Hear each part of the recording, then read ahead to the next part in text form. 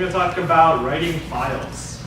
So say you want to write hello world to a file because you really want to save that information on your disk permanently so that when you turn off your computer, you go back to that file, you'll still have hello world. Your computer will be happy sending you that. So you might write some Ruby code like that, and you're saving, so basically what this is we're saving hello world, the string, to atomic1.txt. That's the name of the file. And it's going to be the file that's like on the path where you're running the Ruby, most likely. So that's what you do. And you're like, yay, I wrote a file, because you look at it and the file's there, and you're happy. But if you wanted to write some crucial data, some important data, this might not be a good approach, especially if you have people that are reading that file at the same time.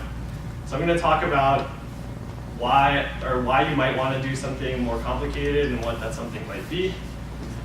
So let's look at this example more first. So we're gonna debug this a little bit. So I use Linux, which has a command called strace, which you can run to look at system commands that happen whenever you run a program. And there's something similar, I think, on OS X called dtruss, but I haven't used it. So you might have to check that out if you want to use it on OS X. But anyway, the way strace works on Linux is you type strace on your command line, and then whatever you wanted to do, pretty much. So whatever you were going to do anyway, you would type that after it. And what happens is it runs what you were doing, but it prints out to the standard output a bunch of system calls, what Linux is doing kind of behind the scenes to make your code work. So I have a file, so this is atomic1.rb. That's what it contains, just that one line. And you can call strace ruby atomic1.rb. It'll tell you what the system calls are. And it's a lot of stuff. So that's why I have some dots. So there's a lot of stuff that happens because Ruby does tons of things to make it work, right? But then it gets to some point in it where it does these lines. And you can see there's an open, and it has the name of our file and some parameters of what it's doing to the file. And then some stuff happens that I don't really know much about. And then write, and then close. So what could go wrong with this? Any ideas? It might generate an inappropriate ioctl for the device. What does that mean? I don't know. I think that's like I/O control or something. But, yeah, I'm not so familiar with what that is. It could give it no ends. But you might not have permission to write to that file. yeah. That's your payback for the Lambda question. Yeah. Someone else might be trying to write to the file at the same time you are. Yeah, exactly. And if you want to be conservative, you should be expecting that other stuff is running at like almost always at the same time. But if you want to be a little bit less conservative, maybe you suspect that stuff is all running between every single one of these lines in a different thread or process. So like maybe someone else is doing something here, maybe someone else is doing something here. Maybe you write the file and then someone else does something in between here, between closing the file. So yeah, what could go wrong? Well, some basic things are when you call open here, it truncates the file with this, so it's doing O trunk. Anyway, because I just used the default parameters for writing. So at that point, the file is empty. So anyone who reads from the file here is going to see an empty file. And empty until maybe after this write command, or maybe after the close, I'm not sure. So that's one problem. The other problem is if someone writes to this file during this part here, their work's going to get erased. Because they wrote to the file, and then later on you wrote to the file. Or maybe it might get interleaved or something like that. Like basically, there's a lot of chances that problems can happen. Let's look at another case to give more examples of problems. So I made another program. that writes to a file. This one writes hello world to a file 1,111 times. And it does it on these separate instructions. So it's not like I didn't make a big string hello world and then write it to the file. I wrote hello world to the file 1,111 times. And we can run strace on this program. And it has the dots. I didn't even write them, but what happens is there's multiple write instructions that appear in this strace. So you can have problems between these writes potentially. So for example, you might write hello world to the file. I don't know, that might be like 8,000 times, or it's not 8,000, but some large number of times. And then right here, someone else might write to the file and overwrite everything you had written. So maybe you'll get less hello worlds than you want. Yes? Can you lock a file? Yes. Where it only can be written to at one at a time? Yes, there's something called locking, yes. And you can do that. It's called a file system lock. And I'm not going to talk too much about that as a method, but yeah, there is ways to lock files. And if you do that, then you can avoid people writing to your file. But even if you lock the file to writing, people might still read the file in between these writes. So someone might read the file here and only get the first part of it. So they might get only part of the data that they wanted to get. And maybe that's not so important for just a big file of hello worlds, but if you have some structured data that has an important format to it, then they might only get half of it. Imagine you're sending like a JSON object, but like half of it is missing. Like what can someone do with that? They don't really know what that other part is. Did it contain data? Was it just a curly brace? I don't know. All right. Yeah, and another problem that can happen is interweaving, where like maybe they write to the file, then you do, and you get these kind of interweave things that are corrupted in that sense. All right. So these are some solutions that you can do to avoid these problems. The first is you can use temporary files. I'm going to show that because it's pretty simple. But it's, I think, it requires lots of resources. So people that are serious about this stuff, that make databases, they've come up with other ways to make it more efficient. And they use things called journals. And there's a lot of different kinds of those. And as I started looking into it, I realized there is a lot of information on this subject, and it's not easy to do in a lightning talk. But I have some links to that kind of stuff so you can learn more about it. And then there is this other fancy thing that people are sort of doing called transactional file systems. And this can avoid problems like the ones I showed. And it can also avoid problems where you want to do multiple file operations to something. Say you might want to move a file, delete another file, and write to this file. With a transactional file system, you might be able to do all of that stuff in a way that it doesn't get screwed up by other people and other people don't see your changes until after that transaction finishes.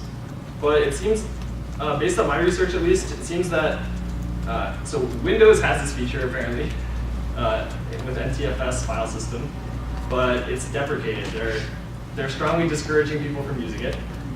And then otherwise, the file systems that support transactional file operations seem to be academic. I go to their websites and it's just some university's website and it doesn't really look like much is going on. I'm not totally sure about that though. There might be a really good one that people know about, but I don't know about it. All right, so let's talk about how you would do this temporary file thing. Oh, how did that? That is not readable. Did somebody write to the file while you were in? So it totally looks good here. Oh. That's weird. All right. Anyway, we can read it here. So this is something you can do instead. You can do what we did before, writing to a file, except this time we're going to write to a file called temp.txt. And then use a file utils method called mv, or move, that renames the temp.txt to atomic5.txt. So imagine atomic5 is the file we're trying to write hello world to, and we want to do it in some way that's safe, that other people aren't going to get screwed up by, and we're not going to screw up other people, we can do it like this by renaming it. And we'll look at what the S trace for this is. So, all right, it's basically the same because we didn't do anything different to write to the temp.txt file.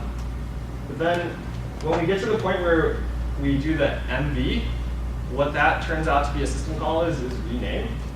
And rename is what happens to be called an atomic operation. At least it's that's the specification for it in the POSIX specification, that it is atomic. And what atomic means is when that operation is issued, for people that are observing this file, they'll either only see temp.txt or only see atomic5.txt. They won't see any intermediate state while rename is running. So that, if you use this, you can safely do this kind of atomic update of the file. However, with this, you still have to be very careful about writing to the temp.txt file. You might have problems with that. So you have to have some rules about that file. So like, you wouldn't want anyone to read that file, because while you're writing it, they might read it in the middle. And you only want to have one person writing to that temporary file. If multiple people are writing to it, then they might overwrite each other's changes when they update the file. And yeah, you only want to have one file updater. You only want to have like one thing doing this at a time. And that's file write locking. So you would want to make a lock on this atomic5.txt, and so that no one else is doing things with it at the same time. Ideally, maybe you would just have one thing that is in charge of writing to files, so that you don't end up in some situation where multiple things are doing it at the same time. Like for example, you might have a queue that feeds into something that does your file operations. All right, so yeah, so this is a really interesting paper documentation that I found. So SQLite has a lot of good documentation about their database, and I was excited about that. And they specifically have this very detailed documentation about how their journal works for rollbacks, and they have some nice pictures that show what's going on. So I would, if you're interested in this subject, definitely check it out. It's definitely quite approachable. There's not anything hard to understand in it, I think, if you just start at the top and read the words. And yeah, I have a bunch of references, that things that I researched throughout this talk, so I put them into my GitHub repository about it. So you can look at these links here if you're interested in more. And yeah, that's at RyanTM LB-rug atomic, _atomic. Does anyone have any questions about that? I have a comment Yeah. about one thing you should look into if you're interested in this kind of stuff. It's the maildir format by Dan Bernstein. It's kind of just a slight extension of your temporary file thing. If you need to have multiple things writing to files and multiple things reading from files and deleting them at the same time, if you want to do that well, I think maildir is the way to go. So it's worth learning about. Cool. I'll add it in as a link.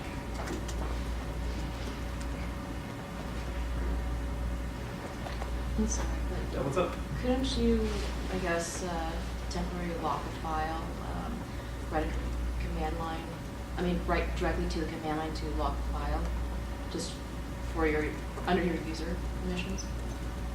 And then, like, after you're done with it, change it back so it's freed? Yeah, you might be able to do things like that. But locking is tricky in general, so yeah, I haven't looked into how much that works or doesn't work. The maildir thing is cool because there's no locking required. Oh. You can kind of arbitrarily write and read messages without it. The thing is, say you did lock it in some way that no one could read it, because that's what you would need to do. Well, you could give read permissions to all users. It's just, you're just taking away the right and execute if it's next to the file. So if you do that, then if someone reads the file while you're in the middle of writing it, like I had these multiple writes appearing, right? Like if they read it here, then they would be screwed up because they would get only half the hello worlds. So you'd have to lock Unless it. you like refresh it, like, I don't know, reopen the file over and over again if you're trying to see updates. Can't you do something with that'll notify the second user that, hey, this has changed since you first opened it? Yep. It just might be tricky to let everyone know. Or they might be operating under corrupted data at some points. Yeah. Anyway, it is quite tricky, I guess, is the whole point of this talk, sort of. But so that is one way to do it, is renaming the file thing. Oh, yes. So I just googled how Google Doc collaboration works. Uh-huh. So from Stack Overflow, somebody pointed out this thing called operational transformation. So I'm reading it. Yeah, that's cool. That's a cool thing. It's like using diffs and sending them across, and like diffing the diffs and things like that. It's pretty fancy though. I don't know if that applies necessarily to this low-level file writing thing, but it's definitely cool stuff to know about. I feel like Git is the ultimate answer to all of this. Actually, Well, how do you write Git? How do you write the Git server? Good. With Mulligan. Can you give us an example of a situation where you needed to be concerned about this? I haven't come across something exactly where I needed this, but I'm imagining situations where I would. I can give an easy one since I mentioned Maildir. If you're receiving email, you have to make sure that the person reading the email doesn't see like half of his message corrupted while it's in the middle of writing, and then he tries to delete it, but it's still writing to the file. And it's just really important. Yeah, I remember when Maildir first came out and everyone, was using the old style of one massive file held all your mail versus then we switched to Maildir and it was that whole slew of files. Did you have one more? I was going to say, just as you were saying to the talk, if you're starting a database statement or something like that, like the file that backs all of your database information, you want to make sure whatever else was dealing with that had finished its work so you don't open a half-completed database. In general, databases really need to worry about this stuff. So they want to talk about having atomic rights to themselves. So Yeah. if that's the case, then they need to be persisting it to disk in ways that is real and not going to lose their data. Anything where you want to save a bunch of data. Yeah, in the Win32 API in Windows, you generally have to pass in a parameter that specifies the sharing mode at the same time that you open the file. But I think that probably in Unix operating systems, that's not required, right? I don't know. I might have been implicitly doing that. Like, there's a bunch of this O underscore stuff there. Like, I might have been doing it. I'm not familiar with that stuff though. Yeah.